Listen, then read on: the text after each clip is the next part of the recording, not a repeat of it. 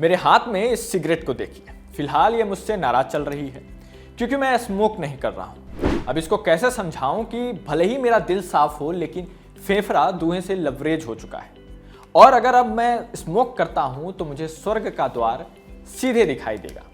स्वर्ग से याद आया दिल्ली और यहाँ के मुख्यमंत्री के बारे में। मेसी कल दिल्ली आए, रेखा जी वहां पहुंच गए और आप लोग मजाक बनाने लगे, हाय हाय का नारा लगाने लगे। भैया अभी अभी वो मुख्यमंत्री बनी है, उनके पास देवेंद्र फडणवीस जितना एक्सपीरियंस नहीं।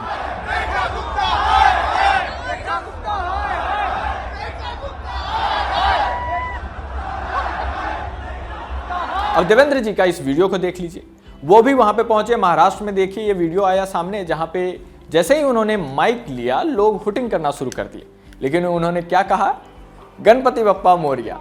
तो भैया ये सब एक्सपीरियंस का कमाल है। जब ये वीडियो देखेंगे तो आपको कहने का ये जरूर मन कर जाएगा कि यू आर वेरी चालाक ब्रो। नमस्कार मुंबई, गणपति बाप्पा, गणपति बाप्पा। खैर ये सब छोड़िए, ये गाना सुनिए जरा। शाम है धुआं धुआं। अब ये जावेद जी ने तो गाना लिख दिया, लेकिन उन्हें कौन समझाए कि यहाँ शाम नहीं सुबह दोपहर और रात तक सब धुआं धुआं है। ये तो हंसी मजाक की बात है, छोड़िए इसको फिर कभी कर लेंगे। अब थोड़ा सा सीरियस हो जाते हैं। किरण बेदी जी का ये ट्वीट देखिए। अब इस ट्वीट में उन्होंने कुछ लिखा नहीं है, सीधे एक पोस्ट किया है जिसमें 900 से ज्यादा AQI दिख रहा है। अब किरण जी इतनी पढ़ी लिखी महिला, ज्ञानी महिला हैं, उनका बहुत सम्मान है, हम भी व्यक्तिगत रूप से बहुत ज्यादा सम्मान करते हैं उनका।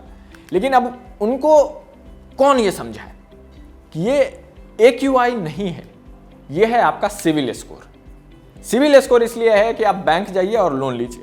अब आपके पास अगर पैसा है तो आप लोन क्यों ही लेंगे, लेकिन अगर हमारे जैसे लोगों की मदद करने की अगर इच्छा है तो आप लोन लीजिए और सिविल स्कोर का प्रयोग कीजिए, क्योंकि वो AQI में कंसीडर नहीं होता है। लोग उसे और सरकार इसे AQI में कंसीडर नहीं करती है। पानी का फुहारा भले ही चल जाता है।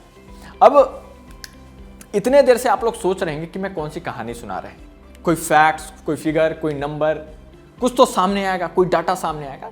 देखिए ये सारा ज्ञान मैं आपको कुछ भी नहीं देने वाला हूं, क्योंकि तमाम कई वर्षों से सरकार बदलती रही दिल्ली में। इतने साल से कई सारे लोग ऐसे ही आप सोशल मीडिया पे विरोध करते रहे, रील्स बनाते रहे, कहीं पे ट्वीट्स होता रहा, बड़े बड़े महानुभाव भी लिखते रहे इसके बारे में, लेकिन अंत में जाकर के क्या हुआ, कुछ नहीं। रेस्टोरेंट में तंदूर बंद कर दो, यहाँ पे ये लगा दो, वहां पे वो कर दो। लेकिन अगर प्रामाणिक रूप से अगर आप देखेंगे तो आखिरकार सरकार ने किस तरह के स्टेप्स लिए हैं, कभी आपने इस पर गौर किया है? जिस वजह से लोगों को इतनी तकलीफ हो रही है, क्या उस वजह पे सही में सरकार ने काम किया है? क्या प्रधानमंत्री मोदी ने, अगर आप देखेंगे तो एक एक्सक्यूज बहुत रहता है तमाम के जितने भी मुख्यमंत्री बदल रहे हैं कि पड़ोसी राज्य सहयोग नहीं करते हैं, पराली जलाते हैं, तब वहां पे रोल आता है सेंटर का। और सेंटर का काम है कि बीच में आकर के बाकी के राज्यों को साथ में लेकर के सॉल्यूशन ढूंढे। ये नहीं कि इस राज्य ने विरोध कर दिया है, इस राज्य ने समर्थन कर दिया है और अंत में जनता इसमें पिस रही है।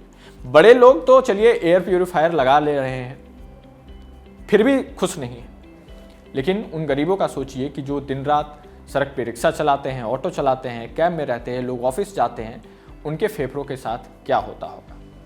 फैक्ट्स, फिगर्स, नंबर और डाटा की अगर बात करें तो ये तो किसी और वीडियो में भी मैं आपको बता दूंगा और आप 1 मिनट में ChatGPT करके भी समझ जाएंगे। लेकिन मुझे लगता है कि उस सब पे कब बात करके हम अगर सीधे मुद्दे की बात करें और सरकार से सवाल पूछे कि भैया आखिरकार आपके पास सॉल्यूशन क्या है, तो वो ज़्यादा सही होगा। हालांकि उनके पास कोई जवाब नहीं होता है, वो टेम्परेचर कभी नाप लेती हैं, कभी कुछ और नाप लेती हैं, और अंत में बस एक ही चीज़, एक हमारे देश में कॉमेडियन है जो कहते हैं, वो सुनते हुए जाइएगा। और चैनल पे नए हैं तो सब्सक्राइब कीजिएगा। आप देख रहे थे अनकोट में हूं आनंद। जय हिंद। मोदी जी यार,